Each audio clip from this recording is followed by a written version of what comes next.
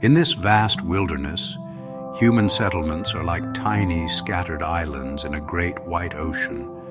They're small villages, huddled together against the elements, often accessible only by small plane or boat. Here, life is not measured by clocks or calendars, but by the changing of the seasons and the movement of the animals. Survival is a daily task, a skill passed down through countless generations. The people who live here do not fight the land. They've learned to live with it, to listen to its rhythms and respect its power.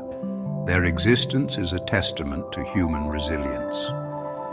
Daily life is a web of interconnected tasks. The hunt is not a sport, but a necessity.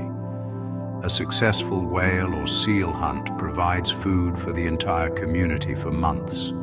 The meat, the blubber, the skin, nothing is wasted. Every part has a purpose.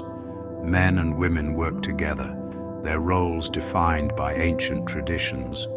They mend nets, sharpen tools, and prepare food with a quiet focus. Children learn not from books, but by watching their elders. They learn the tracks of the caribou, the signs of a coming storm, and the stories that hold their history. The homes are built for warmth and shelter, low to the ground to avoid the lash of the wind. Inside, the air is thick with the smell of seal oil lamps and wood smoke.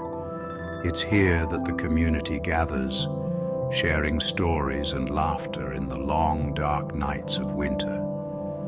Family is not just a mother, father, and children. It is the entire village. Everyone is an aunt, an uncle, a cousin. The well-being of one is the responsibility of all. This deep sense of connection is their greatest strength against the isolation. These communities are living libraries of ancient knowledge. The elders hold the history of their people in their memories, passed down through oral tradition. They know the old ways, the songs that call the seals, the rituals that honor the spirits of the animals they hunt. This knowledge is sacred, a vital link to their ancestors and to the land itself. It is a fragile wisdom, one that has allowed them to thrive for centuries in one of the most challenging environments on Earth. It's a way of life intricately woven from ice, tradition, and a profound understanding of their world. You know, hospitality in these remote places is not just a casual gesture. It's really a sacred duty. When a visitor arrives, often after a long and difficult journey, well, they're not seen as a stranger. They're seen as someone who has been delivered by the land itself. To turn away someone in need would be to disrespect the forces that govern this world. A traveler is always offered shelter, warmth, and food without question.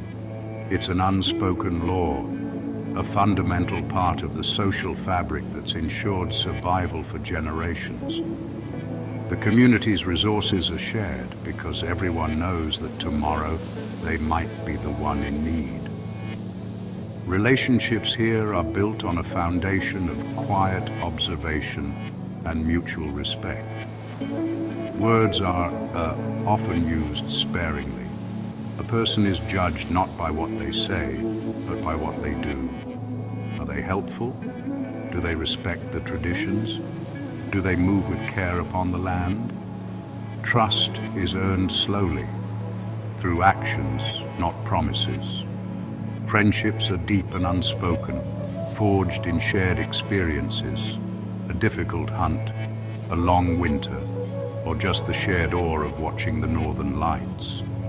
It's a different kind of connection, one that runs deeper than a casual conversation. There's a unique way of being together in silence. Folks can sit in a room for hours, mending a net or carving a piece of wood, without a single word being spoken.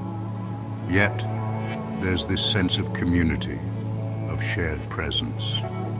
The silence isn't awkward or empty. It's comfortable, filled with an understanding that goes beyond language. It's in these quiet moments that the bonds between people are really strengthened. This is a social custom that can be, well, a little strange for an outsider, but it's born from a life spent listening to the world rather than filling it with noise. For someone new, these traditions can be both mysterious and deeply moving. The generosity shown to a stranger, the depth of unspoken bonds, the comfort in shared silence, it's just a different way of relating to one another. It challenges the visitor to slow down, to listen, and to observe. It's a lesson in a different kind of human connection, one that's less about individual expression and more about the collective whole. It's a quiet, powerful code of conduct, as much a part of the landscape as the ice and the snow. The challenges of this life are, honestly, immense. The isolation can be profound, a heavy weight during the long, dark months of winter. Storms can rage for days, cutting a village off from the rest of the world completely. The hunt is never guaranteed, and a season of scarcity can bring hardship to the entire community. There's a constant awareness of the thin line between life and death. A simple mistake, a wrong turn in a whiteout, a patch of thin ice, can have immediate and final consequences. This is a place that demands constant vigilance. Yet, you know, this constant struggle forges an incredible resilience.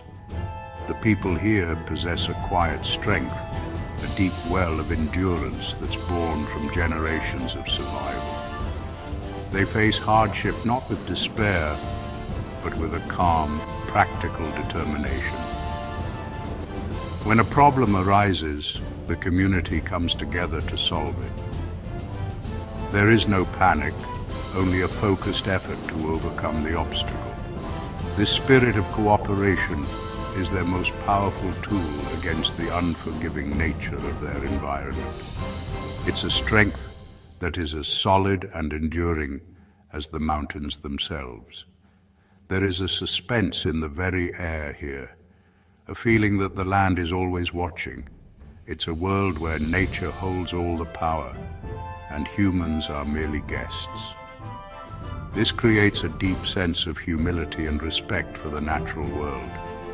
It's a feeling that, honestly, has been lost in much of the modern world. Here, people understand that they are a small part of a much larger system.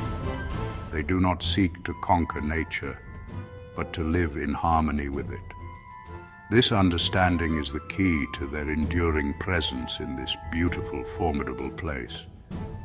What can be learned from this life at the edge of the world?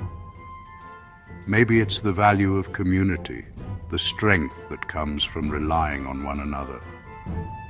Maybe it's the importance of listening, of paying attention to the world around us. Or perhaps it's the discovery of a profound warmth and generosity that can exist in the coldest of places. The people of the far north show us that resilience is not just about surviving hardship, but about finding joy, connection, and a deep sense of purpose in a life lived in balance with the wild. Their spirit is a quiet, powerful light in the great expanse.